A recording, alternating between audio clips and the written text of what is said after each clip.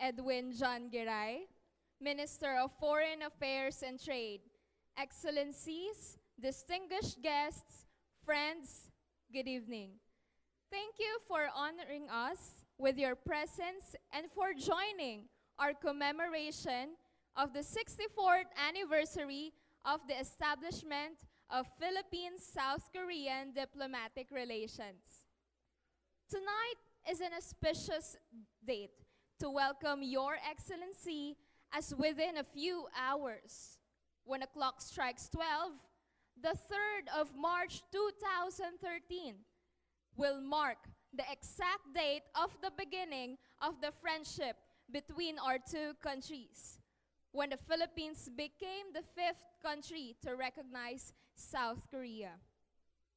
Filipino General Carlos Romulo, who was the president of the UN General Assembly when the Korean War broke out in 1950, staunchly advocated the international defense of South Korea, reflecting on the decision of the Security Council to take military action in the peninsula and on the need to strengthen collective action against acts of aggression.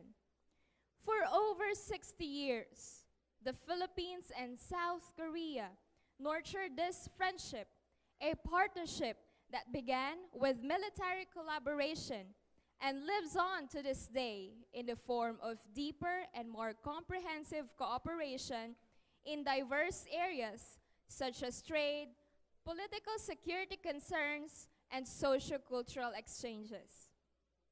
The Philippines and South Korea continue to stand side by side, proud of their shared history, committed to regional peace, and united by a common future of sustainable progress and stability. On this note, Minister Giray, Excellencies, ladies and gentlemen, I would like to propose a toast after the playing of the South Korean national anthem to the further strengthening of the long-standing friendship between the peoples and governments of South Korea and the Philippines, and to the continued good health, success, and happiness of Her Excellency Park Geun-hye.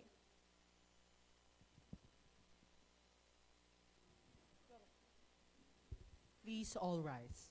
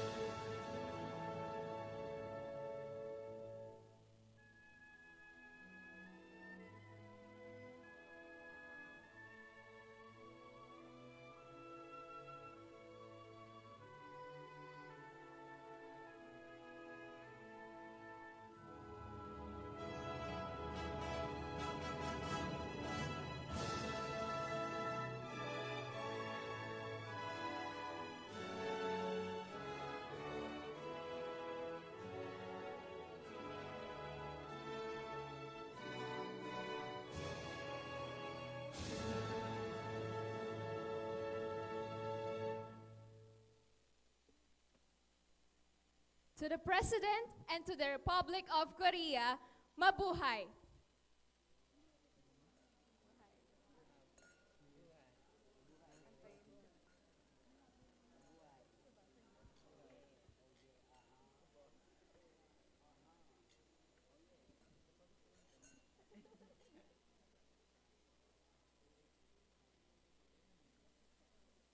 Department of Foreign Affairs, Secretary Gladys Yuson, Your Excellencies, distinguished guests, ladies and gentlemen. Annyeonghaseyo. I would like to begin by expressing my thanks to the Department of Foreign Affairs and through them to the Filipino people for this diplomatic dinner which celebrates a most important part of our country's bilateral relations.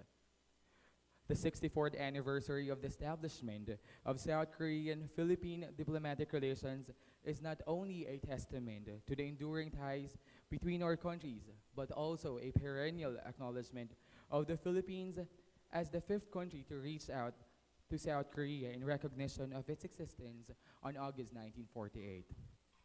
This exceptional relationship between our nations blossomed in the course of the decades through cooperation in both bilateral and multilateral fronts. In the multilateral setting, Koreans and Filipinos are now cooperating closely in the United Nations, FIALAC, ASEM, APEC, ARF, AAS, and the ASEAN Plus 3. The Republic of South Korea is very proud of this fact, and the foundation it laid for the growing and enduring relationship that has characterized our relationship in the succeeding years. A period in which we have come to know each other and build a deep relationship that thrives on the basis of trust and confidence that exists only between the closest of friends. It will be a year of celebratory activity, of deepening political, economic, and cultural ties, and importantly, a year where the Korean and Filipino people come to know one another like never before through an expanding friendship and understanding. I look forward for a successful year for our countries. Hanyonghanmeda. Please rise for the Philippine National Anthem.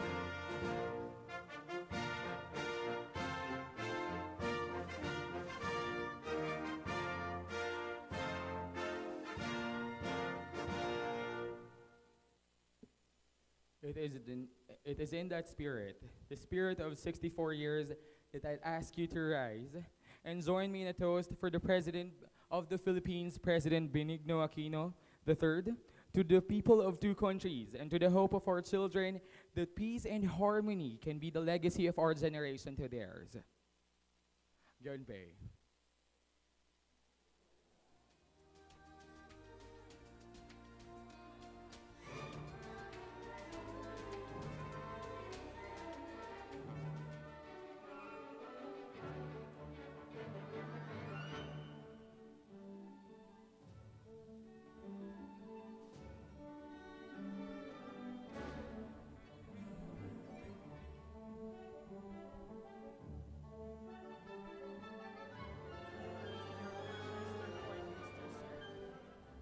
Gentlemen, that toast signifies the end of tonight's simulation.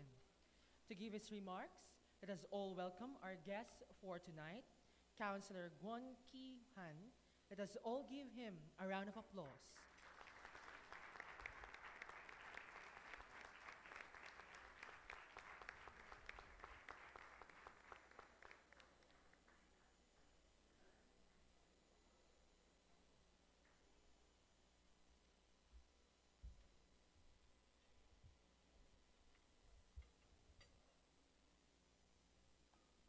Thank you very much.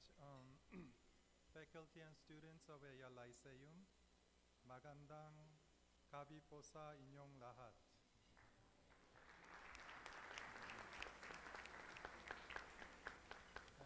First, I want to thank the College of International Relations of LYCEUM for inviting the Korean Embassy and also for choosing the Philippine-Korea relations as the theme of this year's simulation. I believe that this reflects the growing awareness of the Filipino youth in the deepening relations between our two countries. It has been great pleasure for me to join tonight's annual diplomatic dinner events. Because I am representing here my country as well as our embassy here, I want to touch briefly about the history of the friendship between our two countries. This has been mentioned many times through the presentation and also a PowerPoint presentation, but I want to emphasize once more. When the Korean War broke out in 1950, the Philippines was the first Asian country which sent its military troops to fight for freedom and democracy of Korea. Former President Fidel Ramos fought as a platoon leader, and the late Senator Benigno Aquino Jr., who was then only 17 years old, was a war correspondent, as mentioned.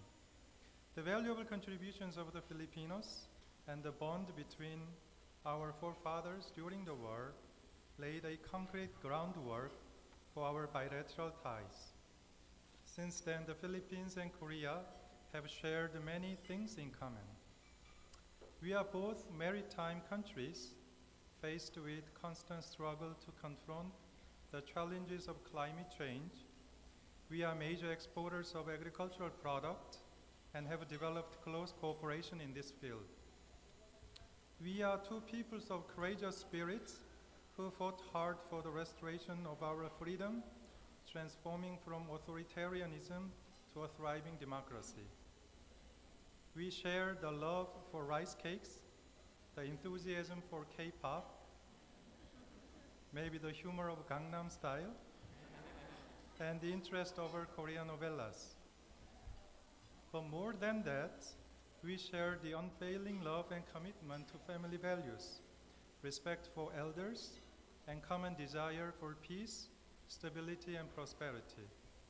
All these commonalities cultivated a deep friendship that brought remarkable advancement in our bilateral relations. In recent years, the Philippines remains as one of the major economic partners of Korea. Korea is the third largest source of foreign investment and the fifth largest trading partner of the Philippines. Similarly, there has been a surge in Filipino and Korean tourists, which has not been previously experienced at a huge scale. Korean visitors to the Philippines accounted to more than 1 million last year, once again ranking Korea as the top tourist foreign arrivals by nationality, while more than 300,000 Filipinos visited Korea. With the unique role of our peoples in the development of our partnership, I hope that an even greater number of Filipinos and Koreans will learn and understand each other's language, culture, and history.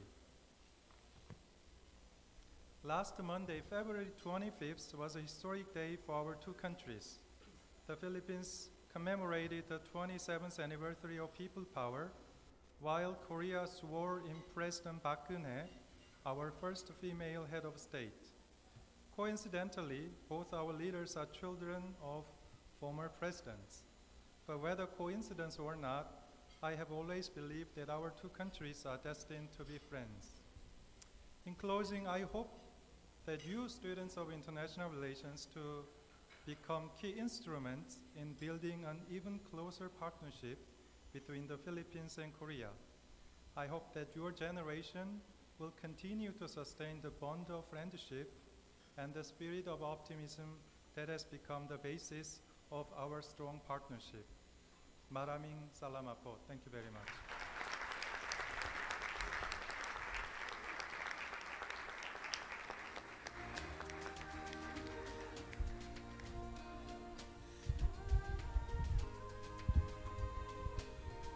Kasamnida, Mr. Counselor, sir. To give us another encore performance, let us welcome again the Lyceum of the Philippines University Chorale. Let us give them a big round of applause, please.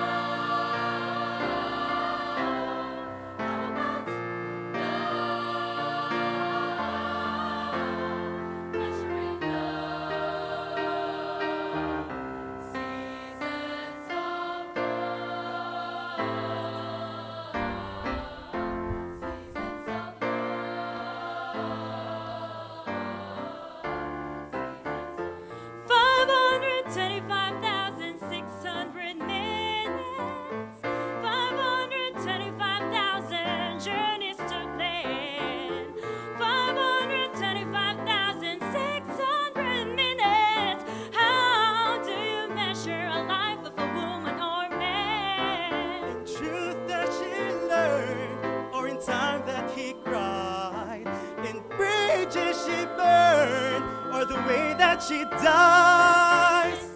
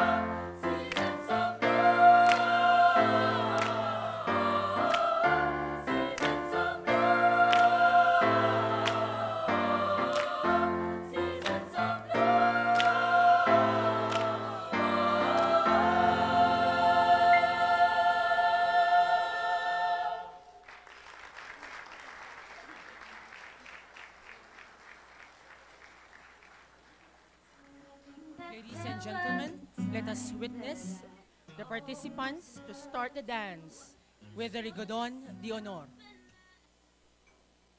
Let's give them a big round of applause, please.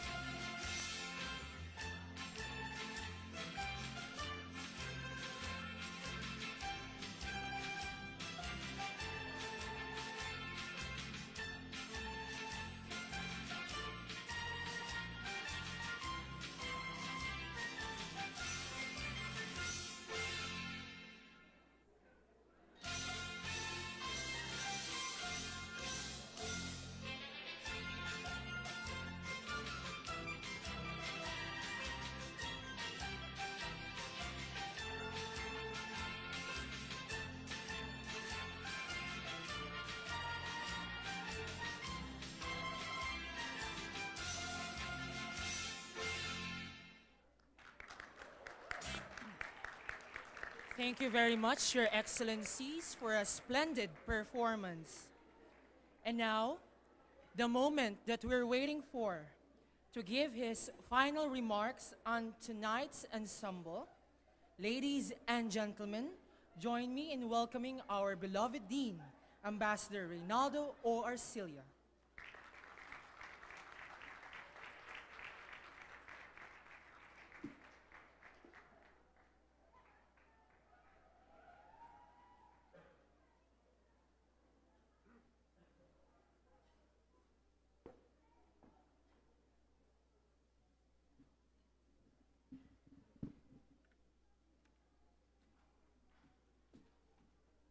Can you hear me at the back? Did you hear me at the back? No. I said something before. I asked you if you heard me, and you didn't hear me. I said good evening. This is no longer part of the simulation exercise. All I have to do now is to congratulate the perpetrators of this wonderful evening. I'm sure you all enjoyed yourselves.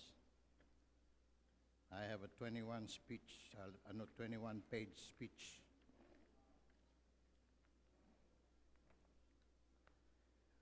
I have to congratulate the leaders of the graduating class, those who shed sweat, blood, and tears to make this evening as successful as it was, or it is. I want to single out one person who really worked very hard for the affair tonight, and that is Gladys Yuson.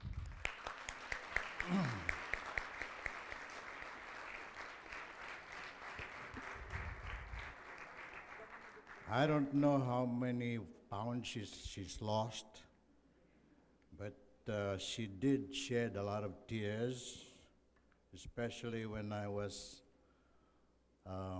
asking her about the progress of the preparations. But she did a wonderful job. Congratulations, Gladys.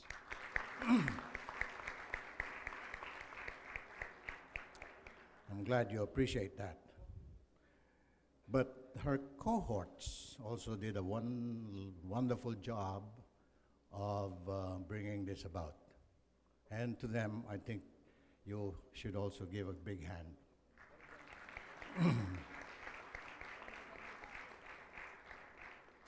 I am taking this opportunity to address you tonight because it will be the last time I will be doing so. Congratulations to all of you.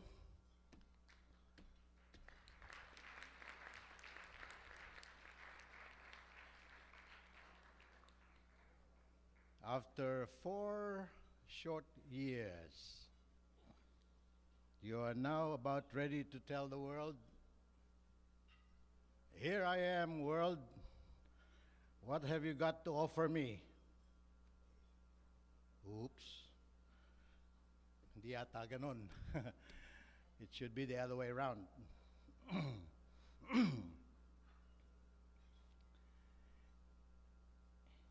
In 2 months' time, you will be ready to go where you want or where your heart tells you. Some of you will go into the heart of business, some into the heart of government, particularly in the foreign service, some into the heart of international organizations. Others will go for further studies, yet others may go into the heart of his or her loved one. That will not be too good. Whichever path you choose, the goal will be to attain your dream and ambition. How do you go about it? In the words of William Bennett, I think he is a prominent member of the Church of Latter-day Saints, and I quote him, "You need to have a challenging goal for yourselves that require you to stretch yourselves in order to attain them." Here I would like also to share with you the sentiments of one who has been through the mill, so to speak, one who has experienced the hardship, the challenge of achieving one's goal. This person cited 3 words: perseverance, integrity, and duty. 3 words that I think would apply to whatever career you choose to pursue. Perseverance, of course, simply means hard work coupled with dedication and determination. Integrity is a quality that one must possess to command the loyalty and respect of others, to be a good leader who inspires others. Duty. A sense of duty is essential if one were to succeed in attaining his or her ultimate goal. Without it, one is merely fulfilling his task out of a felt necessity to do one's job in order to keep it. To these 3 words of LV, yes, they are LVs, I would add patriotism and nationalism. What do they mean? They simply mean love of country. Further, LV says, and please listen very closely to these words because they obviously come from a person of substance who is so wise beyond her years. And I quote,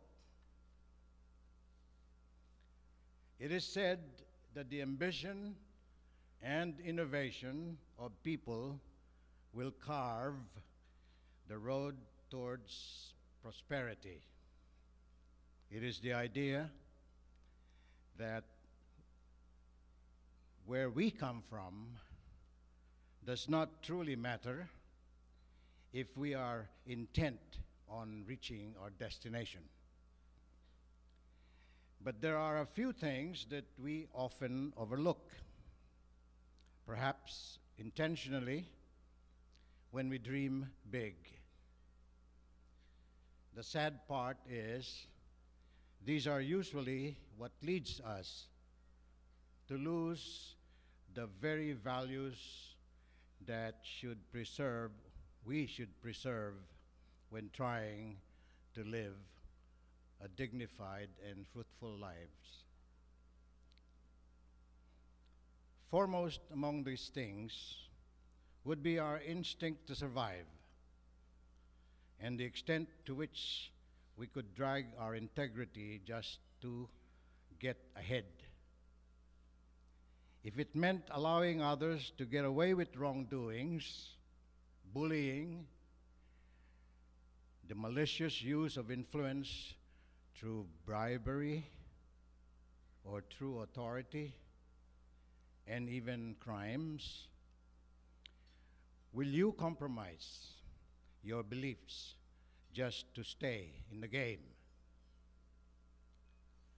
Can we be assertive, firm, and even ruthless without resorting to shady tactics? Can we carry out our duty to our country without sacrificing our sense of justice?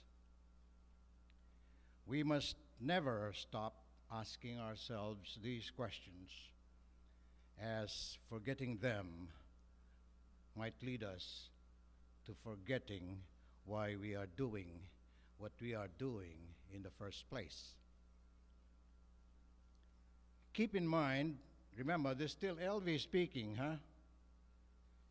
Keep in mind that you will always have the choice to either keep things the way they are or bravely change it.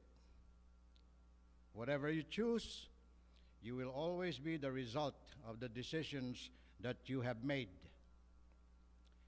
Whichever way you decide to go, make sure you arrive at your destination with your dignity and integrity intact. You may not be able to punish transgressors, but you can always make sure that you will not end up becoming like them. Another fault that has been creeping into the attitudes of young people in this day and age, and that includes me, is that of entitlement and convenience. The younger generation has had a relatively convenient life. Their drinks are expected to be iced, their food quickly prepared, the plot summary of the book they are supposed to read conveniently laid out in Wikipedia. Some kids, and by some kids I mean particularly all kids,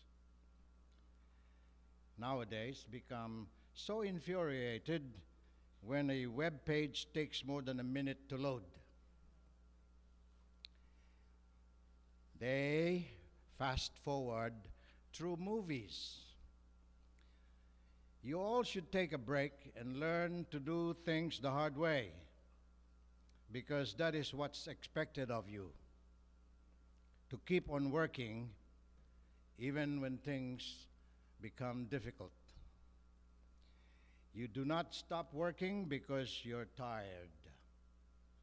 You stop working because you've done your job. Use your ingenuity to make difficult tasks simpler, easier, not just feed your laziness.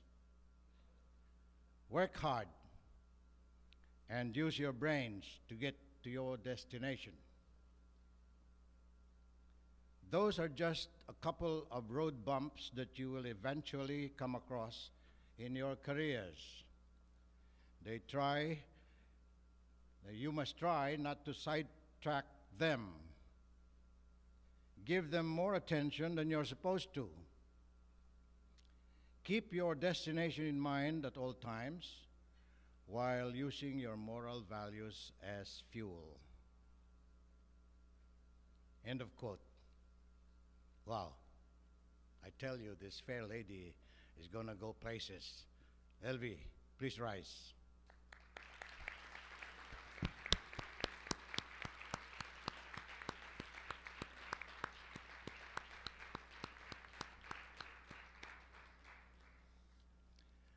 Going back to Mr. Bennett's words, how does one stretch oneself to attain one's goal and ambition? By now you should know the answer. Hard work. Read, read, read until your eyeballs drop. It will widen your vocabulary, expand your stock knowledge, and broaden your perspective. Finally, heed the words of Tim Redmond. Don't ask me who he is, but I don't know. But I found this on my desk calendar. With no vision, you will perish. With blurred vision, you will be frustrated. With focused vision, you will succeed. Amen. Thank you.